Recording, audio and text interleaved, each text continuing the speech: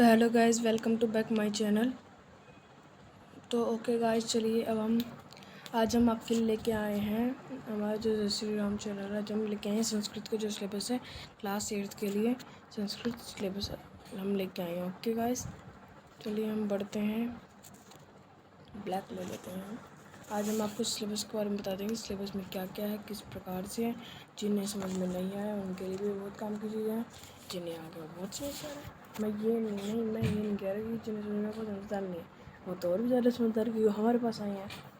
Okay चलिए, अब हम संस्कृत का सिलेबस समझते हैं। चलिए, हमारा जैसे कि आप ये देख रहे हैं,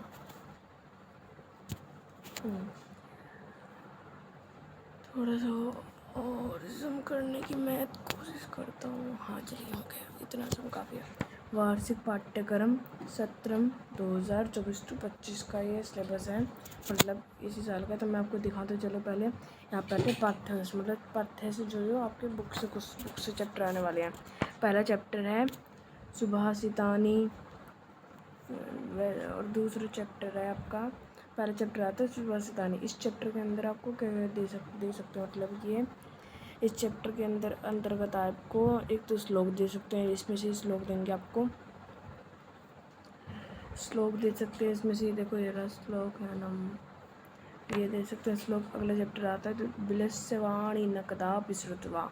इस चैप्टर में से भी आपको अव्यय पद का परिचय आएगा इस चैप्टर में से, मतलब हर चैप्टर के साथ एक व्याकरण जरूर होती है। इस चैप्टर में से आपका अव्यय पद का परिचय आएगा। ये सारे तो ऐसे ही होते हैं। आगे बढ़ते हैं हम। फिर अगला आपका ग्रामर आ जाती है थोड़ी सी। इसमें आते हैं धातु रूपाणी, शब्द रूपाणी। तो गाइस, अगर आप अभी पेपर, तो वैसे मेरी सबसे क्लास 8 के पेपर अभी बस कुछ दिनों उपरांत ही है, मतलब तब तक मैं आपको सारा सिलेबस कंप्लीट करवा दूँगा, टोटली कंप्लीट। तो मेरे चैनल पे बने रहेगा, मैं पूरा चैप्टर पूरा वो कंप्लीट करवाऊँगा। मैं आपको इसके बारे में पूरी जानकारी दूँगा। चलिए, और अब ये देख रहे हैं शब्द रूपाणी आएंगे और फिर आएगा आपका तृतीय पाठ डिजी भारतम। और अब मैं एक सेकंड पहले मैं रीडर बता लेता हूँ। फिर आएंगे आपके संधि आएंगी, संधि में दीर्घ और गुण संधि आएंगी। फिर आता है चतुर्थ पाठ आएगा आपका सदैव पूर्तो निधि चरणम। फिर अगला पाठ है कंकड़े व कंटकम। चलिए, फिर से अगला आपका नवम पाठ आएगा सप्तभगिन्य। फिर अपठित गद्यांश दयांश आ जाएगा, अपठित गद्यांश होगा, पत्र लेखन आ जाएगा। ये सारा आपका सिलेबस है गाइस, ये सब कुछ आपके पेपर में आएगा। नीति नवनीति हम आ जाएगा, सावित्री बाई फूल चैप्टर आ जाएगा। ये एक टर्म का नहीं, मतलब कि अगर आपको इस टर्म का चाहिए तो आपका इस टर्म का तो यहाँ पे ख़त्म था। देखिए, ये दिख रहा है आपको, ये यहीं पे ख़त्म है। ये आपका जो अभी चल रहे हैं ना जिसके पेपर्स आपके, वो यही है। एक सेकंड, वो यही है, मैंने लोकेट कर दिया है।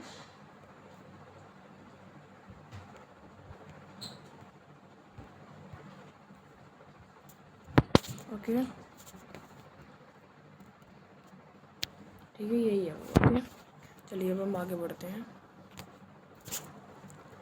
इससे आकर मैंने आपको सिलेबस बता दिया था। चलिए, अब मैं आपसे करता हूँ असली की बात। मैंने आपको जितने सिलेबस बताया, इससे हम आपसे सही बात करते हैं। चलिए, तो हमारा पहला पार्ट था, उसमें देखिए मैं आपको आज एक बात बता दूँ संस्कृत की पेपर की। यूटी की मैं बोल नहीं सकता, पेपर की जितने मैं बता सकता हूँ। फिलहाल तो इस बार आएंगे एक तो काल अनुसार लगाना, जैसे किसे कहते हैं ना हिंदी में, आपने कभी पढ़ा होगा, किसने कहा कब कहा कैसे, वो किसने कहा कब कहा, ये वाले क्वेश्चन आते हैं। ऐसे ही संस्कृत में आएंगे काल अनुसार। देखिए, इसमें ज़्यादातर तो कुछ नहीं आता है रीडर में से, संस्कृत रीडर में से कुछ नहीं आता। तो फिर आपसे पूछ सोचेंगे तो फिर कहाँ से आता है। एक सेकंड, मैं इसके लिए आपको लिए एक नया पेज ले लेता हूँ। यस, अब आपको यहाँ बता सकता हूँ इसके आसानी से। संस्कृत रीडर जो होती है ना, इसमें से जो आपके मिड टर्म एग्जामिनेशन या फाइनल होते हैं, जो भी होते हैं, यूटी को छोड़ के इसमें से कुछ नहीं आता, कुछ भी नहीं आता। हाँ, इसमें से एक तो आपके वो आ सकते हैं, शब्दार्थ आ सकते हैं इसमें से, बस क्वेश्चन आंसर कुछ नहीं। शब्दार्थ चैप्टर में से कुछ नहीं आएगा, मतलब शब्दार्थ आ जाएंगे और क्या आएगा। और इस बार आ रहा है, मैंने तो वैसे मेरे को लगता नहीं, शायद कहा जा रहा है कि आएगा इस बार आपके आ रहे काल अनुसार, घटना कर्म अनुसार लगाने वाले। बस ये दो आते हैं इसमें से, और कुछ नहीं आता। और शब्दार्थ तो कॉमन सी चीज़ें वो आते ही होंगे, वो जो व्याकरण में होंगे ना, तो ये कॉमन सी चीज़ें आ जाती हैं इसमें। अगर आपको उतारना तो तब थोड़ी सी वीडियो रिवाइंड करके उतार सकते थे ये सारी चीज़ जो मैं बोलती हूँ। चलिए अब हम बात कर लेते हैं तो क्या आता है। मैंने जैसे कि कॉमन सी चीज़ें मैंने बताई थी आपको, यहाँ पे आपके देखिए मैं बता देता हूँ आपको सिलेबस। एक तो आपकी इस बार आ रही है, आपको 5 चीज़ें ढंग से याद रखनी है। शब्दार्थ मैंने बोला, क्या बोला मैंने, एक सेकेंड ये कुछ हो रहा है, अच्छा ओके। मैंने बोला आपको शब्दार्थ आ रहा है इस बार, अरे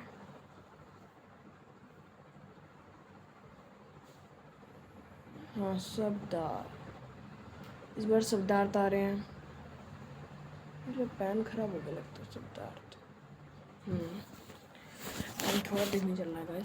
शब्दार्थ आ रहे होगा, क्या बोला मैंने आपको, इस बार देखो शब्दार्थ आएगा पेपर में, आपको शब्दार्थ हो गए, पर्यायवाची शब्द आएंगे,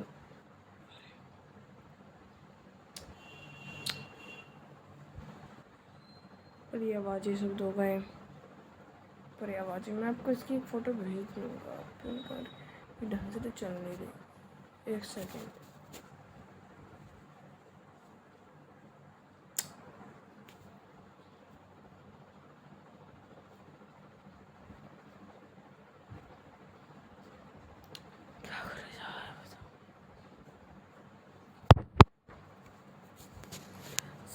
भगवान एक सेकेंड का शब्द मैं आपको बता दूंगा इस वीडियो में। मैंने जैसे कि आपको